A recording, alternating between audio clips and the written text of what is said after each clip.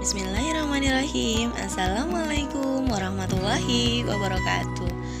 Apa kabar anak-anak? Semoga kalian semua sehat-sehat ya nak. Berjumpa lagi dengan Bu Nilam dalam pembelajaran tematik Tema 3 Subtema 2. Pada pertemuan sebelumnya kita sudah membahas tentang benda-benda yang ada di sekitar kita. Benda-benda yang ada di sekitar kita sangat bermanfaat untuk kehidupan manusia sehari-hari. Benda-benda yang ada di sekitar kita terdiri dari dua jenis, yaitu ada benda alam dan benda buatan. Benda alam adalah benda-benda yang secara langsung diciptakan oleh Allah. Contohnya adalah ada pasir, tanah, batu, dan lain-lain.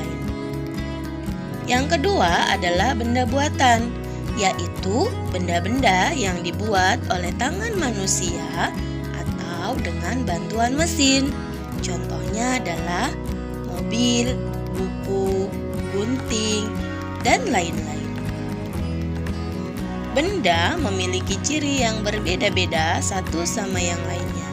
Di antaranya adalah memiliki massa dan volume.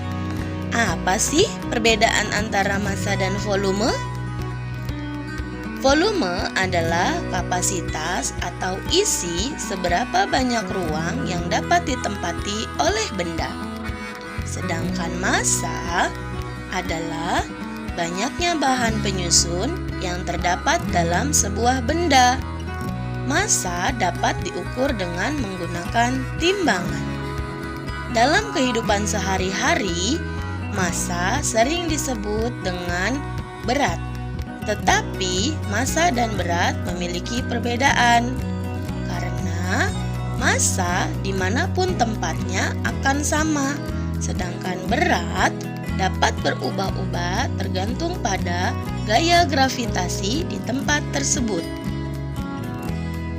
Kemudian, berdasarkan wujudnya, benda terbagi menjadi 3, yaitu apa saja? Yo, masih ingat atau tidak? Ya benar, ada benda padat, benda cair, dan benda gas. Penilam akan menjelaskan sifat dari benda satu persatu ya nak ya. Yang pertama adalah sifat benda padat, yaitu bentuk dan volumenya tetap meski tempatnya berubah. Contohnya dapat dibuktikan ketika kita memasukkan pensil ke dalam gelas.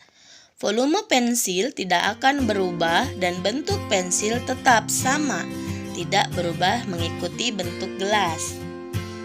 Ciri yang kedua adalah memiliki berat dan massa yang tetap. Hal ini dapat dibuktikan ketika kita memasukkan pensil ke dalam gelas. Berat dan massa pensil tidak akan berubah. Berat dan massanya tetap saja sama. Yang ketiga, benda padat dapat berubah bentuk dengan cara tertentu.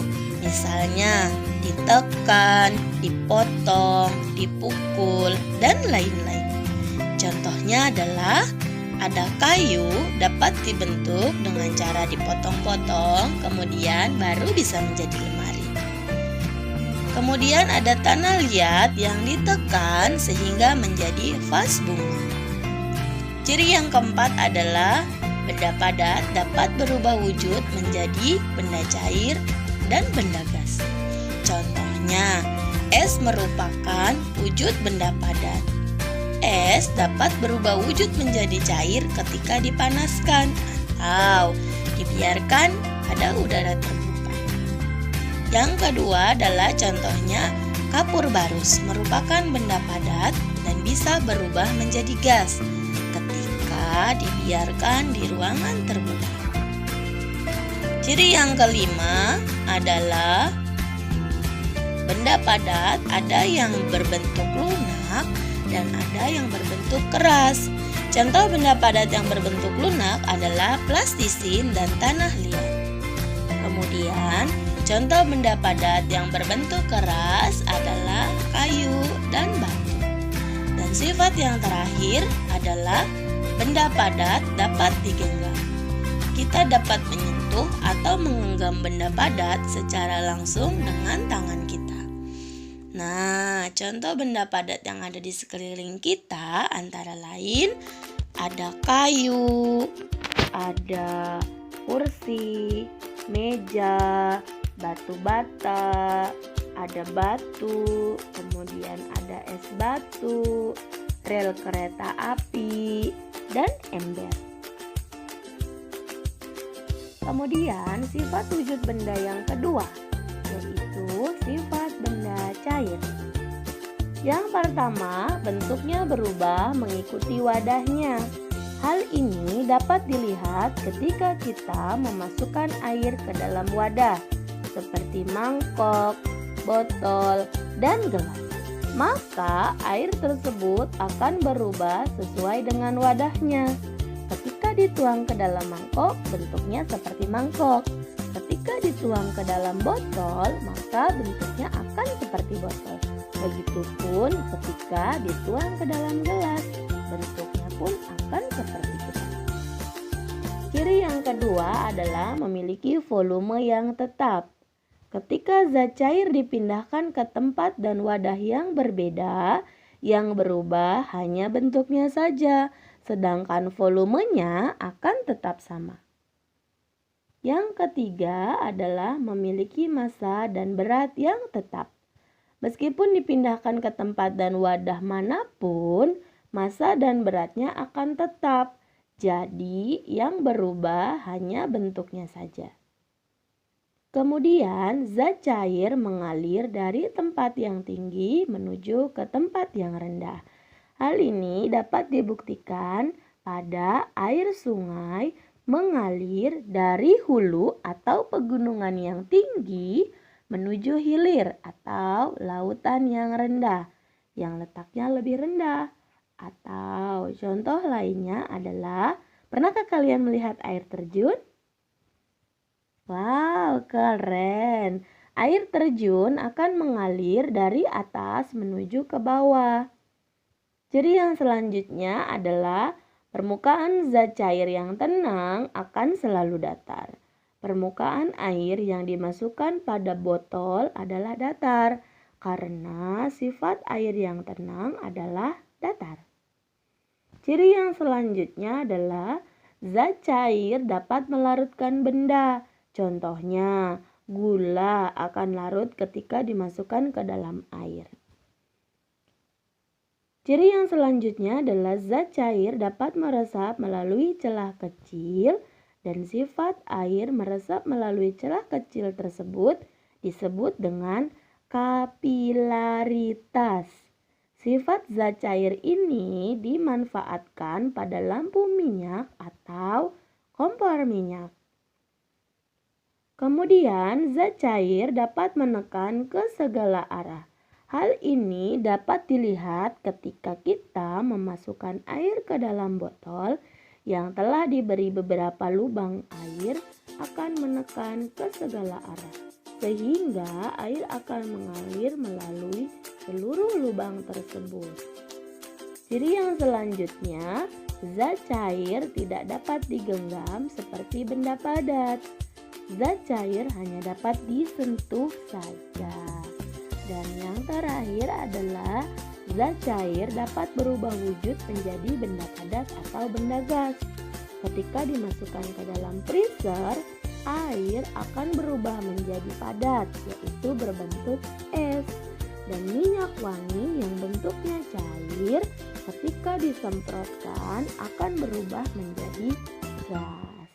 Nah, contoh benda cair yang ada di sekitar kita adalah ada air, susu, kecap, minyak, kemudian ada sabun, ada cat, dan juga madu. Kemudian, wujud benda yang ketiga adalah benda gas. Benda gas ada di mana-mana. Salah satunya adalah udara yang kita hirup.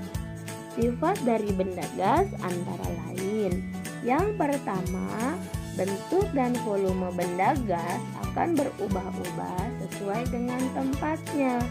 Ketika anak meniupkan udara pada balon yang bentuknya berbeda, maka bentuk dan volume udara berubah-ubah sesuai dengan bentuk balon tersebut. Yang kedua adalah dapat dilihat ketika meniupkan udara balon. Udara akan menempati seluruh ruangan di dalam balon. Kemudian ciri yang ketiga adalah zat gas dapat menekan ke segala arah dan mengisi seluruh ruangan. Contohnya dapat dilihat ketika meniup balon, udara akan mengisi seluruh ruangan pada balon dan menekan ke segala arah. Jika balon tersebut terus-menerus ditiup, maka balon akan membesar dan meletus. Balon meletus karena dinding balon tidak dapat menahan tekanan udara.